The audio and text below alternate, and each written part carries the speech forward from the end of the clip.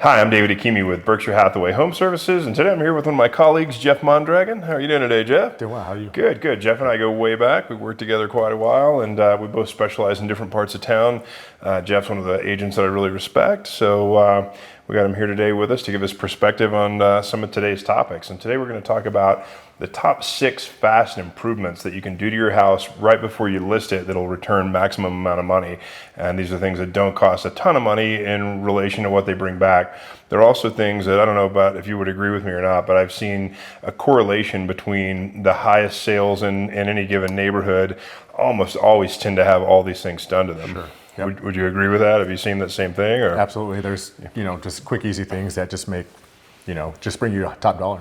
Yeah, I would agree. So, and a lot of people make the mistake of not doing them, and they leave a lot of money on the table by not doing it. So number one, the big thing that I see, and I think this is first and foremost, if you've got oak cabinets or some sort of older brown cabinets, unfortunately, those are really out. Having the cabinets professionally painted white or gray. I mean, I think white is probably a little bit easier to pull off, but I see, light gray is also a popular color too. But getting rid of the oak or brown cabinets, maple, turning them white or gray to get them in line with the modern trends typically tends to pay back, dividends. Yeah. And I mean, we're seeing this from townhomes all the way to high-end homes. I mean, it really does make a big difference. Makes a huge difference, yeah. And it depends too, it'll vary. I mean, some of these guys that do it professionally want as much as $100 a cabinet face to do it. So they're basically going to come look at your kitchen and they're going to count the drawers and the cabinets, and they're going to basically quote out $100 per drawer face and cabinet face, which is a little pricey. I mean, you're going to spend probably $3,000 or $4,000 to do a small kitchen, but we're seeing it return quite a bit more money than that, especially if you do it in conjunction with the rest of the things on the list today. Sure. Yeah, and I would say too, the big thing you want to be really careful about is don't be tempted to go in with a paintbrush and a roller and do it yourself. Right. If you're going to do it yourself, spend the money to get an HVLP gun. You can get a Wagner-based HVLP gun now and do it yourself and spray the finish. Right. The real high-end guys, though, that come in and do it actually shoot lacquer. If you're going to do it right with a high-end cabinet refinishing company, those guys shoot a white or a gray lacquer and they give it a factory finish. It's just a little tougher. Agreed. I mean, sometimes you see people roll it, you'll see the lines or you'll see some of the markings from the foam. It just looks like it's Joe Homeowner did it, and at that point it may be a little better than the oak that it replaced, but it's not great. I mean, you want this to look tip-top if you're going to do it. Agreed. Okay, and the next one that comes in line with that would be cabinet hardware. Cabinet hardware is super cheap, and you can see behind me we've got cabinet hardware on these cabinets, and this is a fairly big kitchen, and this kitchen costs less than $150. The cabinet hardware can run $6-7 a handle if you go into Home Depot or Lowe's and pick it up. I got these on Amazon. Amazon has pretty much anything that you're going to find in the big box stores for a third or a fourth the money. Figure out what you want. I hate to say it, but go pick it out in person at the big box store and then find it online on Amazon cheaper. You can literally do a kitchen for a couple bucks a door face, so less than $200 for a typical kitchen, and it totally wakes up the feel of the kitchen. Yeah, it brings it alive, just adds a lot of value. Yeah, and it's a do-it-yourself project. If you're careful and take your time with it, you got to make a template on the first one that you space, and then use the template to make sure that they line up exactly the same. They actually sell a guide that you can order online as well too. Okay. So I mentioned a cabinet template guide. This tool is available online. I think I paid about $20 for it. Super good tool. It basically has holes here, and it's of course on a measuring tape, and then this piece hangs on the top of the cabinet, this piece hangs on the side, so you can basically line it up on the drawer, and of course you get these perfectly right one time, lock this down into place so that none of this moves, and then you take it from cabinet drawer to cabinet drawer, or door to door, and it keeps the hole perfect. Of course you're going to have to reset it to do the cabinet doors from what you do on the drawers, and if you've got some wide drawers, of course you'll have to set it different for the wide drawers than you will the narrow drawers. Right. But the cool thing is it keeps it really consistent. And where it's really handy is if you've got a cabinet where you've got 4 or 5 drawers that are on top of each other, because those handles have to be perfectly exactly in line. If you do it by hand and you get them a little zigzaggy, it's going to look horrible. Yeah. This tool allows you to get it perfectly set for one and then replicate it on all the drawers underneath it so they come in perfect. Like I said, this is about $20 online.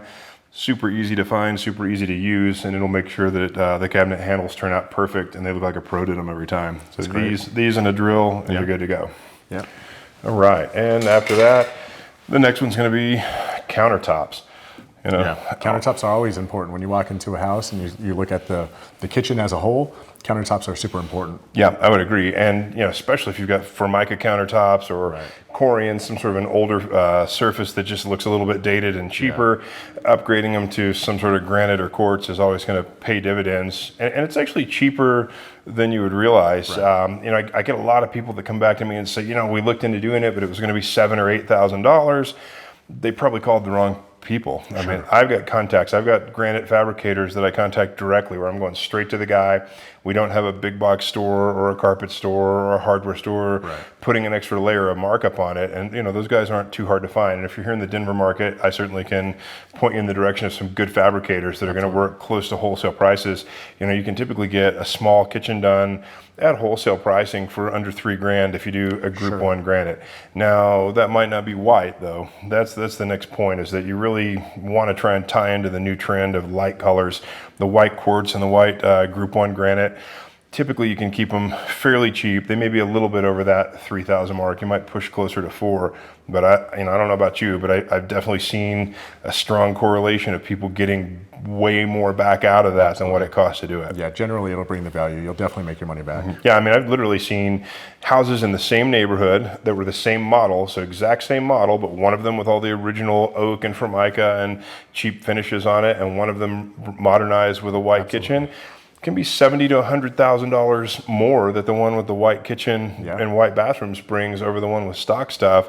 And at the end of the day, all that stuff can be done for under probably $10,000, $12,000. Yeah. I mean, I know that seems like a lot of money to spend on a house right before you sell it, but hey, if you told me I could give you $12,000 and 3 weeks later you're going to give me 70 or 100,000 back. Sounds like a no-brainer. It's a no-brainer. It's a total no-brainer. So, you know, these are absolutely things that we would recommend every seller do if you're trying to absolutely maximize the value of the house. The other thing I see that it does too, in addition to bringing extra value back, is it just makes the house more desirable. Absolutely. And anytime you've got a super desirable house, what does that do? Brings more people. Brings in more bids, exactly. And what happens when you get more bids? You got more leverage. Yep. You got more leverage, so you're in a position now where you got 15 people fighting over it. You can tell these people, hey, you got to take it as is, or you got to, you know, waive all of your contingencies. You got to, you know, guarantee that if it appraises $100,000 low, you're going to bring an extra $100,000. And if you got 10 or 15 people fighting over it, odds are you're going to find 1 or 2 of those contracts in the stack that has the ability to do those things. Right. Yeah. Yep, absolutely. Yeah. So, you know, this stuff doesn't just add value. It puts you in a much better, stronger position as a seller, because when you've got a hot commodity that everybody wants and people are fighting over it, puts you in the driver's seat. I mean, when your clients are looking at properties on the MLS, they're usually going to send the one with the updated kitchen. Yeah, exactly. The ones they always send are the ones with the white kitchens and the white baths. You know, those are the ones that everybody wants. Of course, they're the ones that people fight over the hardest and they bring the most money. But if you're a seller and you're looking, what can I do to make sure that my house is that house? These upgrades are going to do it for you. Absolutely. So, you know, the next one after cabinets and countertops would be the backsplashes. Yeah. And backsplashes are a really cheap, easy project. You know, if you've got a tile saw, that's a fairly easy do-it-yourself project. Even if you don't have a tile saw, you're only talking about 15 or 20 square feet of tile to do a backsplash. So any reasonable tile guy is probably going to charge $600-$700 max to come in and tile the backsplashes. I mean, even if you have a little bit of ability to do it, you can watch tons of YouTube videos. Yeah, or you can go take the tile class at Home Depot and they can teach you how to do it. And if, you know, if you feel like that's just out of your range, then pay somebody. It's only $700 or $800, and once again, it brings back so much more value. I mean, the difference that it does visually to a kitchen when the backsplash is nicely tiled.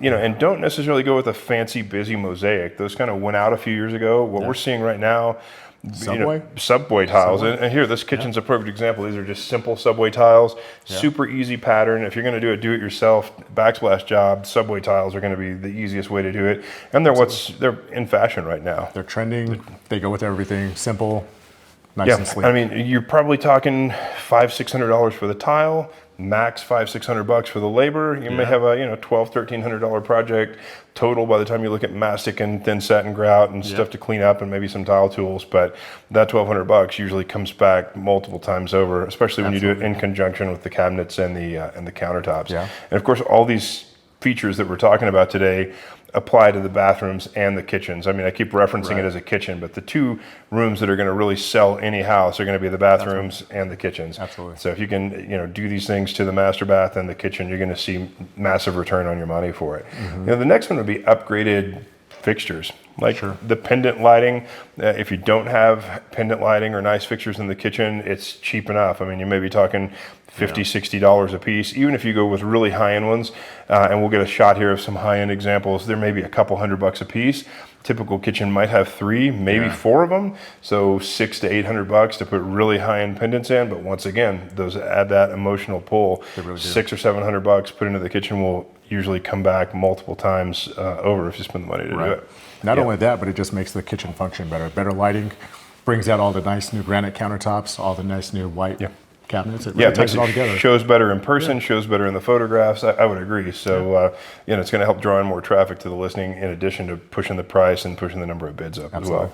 Yeah, and then the last one would be the color of the kitchen. 5, 6, 8 years ago, we went through this big trend where everybody wanted the bright red kitchen accent walls. They were a big deal. Or hunter green. It was either hunter green or bright red. And unfortunately, those are just way out right now. So if you got that dark red kitchen from 5, 7 years ago, you really want to get rid of it. And I'd say for a paint color, get rid of the bright reds, get rid of the hunter greens, and bring in a neutral color. Like light grays. Light grays. And if you go through any model home, 99% of model homes all have Sherwin-Williams agreeable gray on the wall. And I think the reason that color works so well, in fact, agreeable gray is the color on these walls here. And beautiful. And they call it agreeable because it agrees with brown floors or gray floors. It agrees with different tones. So if you've got an older house that was done with brown flooring and you don't want to rip all the flooring out, but you want to soften and modernize the wall color, agreeable gray works really well if you've got brown floors or gray floors. Of course, all the new stuff, the trend is gray flooring. If you can do gray flooring, fantastic. But of course, flooring's super expensive. It's not necessarily a quick, easy thing that you can do before the listing. However, I will say, if you've got genuine, finish in place oak floor, like a lot of the tract homes built in the early 2000s had, if they're in bad shape, if you've got scratches from the dog claws on them and you're going to have to refinish them anyway, those guys can always change the color when they refinish them because they're always going to ask you, do you just want them sanded and refinished and put back to the same color, or do you want a color change? And usually a color change is only a couple $100 difference. If you're going to do the whole white kitchen motif, it can't hurt a thing to change the floors gray in the process. Absolutely. Yeah, and that's fairly cheap, cheap addition too. And a lot of times those floors have to be done anyway if they're beat up from the dogs and the kids and everything else. Well, hey, I appreciate you tuning into the video today. If you like what you see, hit that subscribe button and subscribe to our channel and hit the bell so you're notified when we turn out more video. You can also find the link to contact me if you want to hire me. I specialize in the Northwest Denver suburbs. I'm based in the Erie, Broomfield area, and I handle everything from Longmont, Erie, Firestone, Frederick, Lafayette, Louisville, and Boulder. I do quite a bit of business up here in the Northwest suburbs. Jeff is Commerce City and Brighton area. Is that right? Thornton, Commerce City, Brighton, Thornton, Reunion. Yeah. So between the two of us, we've got you covered on most of the northern part of town here. Absolutely. You'll have contact information to find both of us here in the video below. In the description, you'll find a link to my website, davidsellsdenver.com, and we'll put a link to Jeff's info in there as well. Reach out to us if you're interested in listing a house here anywhere in the northern suburbs, and we'll be happy to get back to you and come out and consult with you in person and tell you what we can do. Thanks again. All right, guys. Thanks. Bye-bye.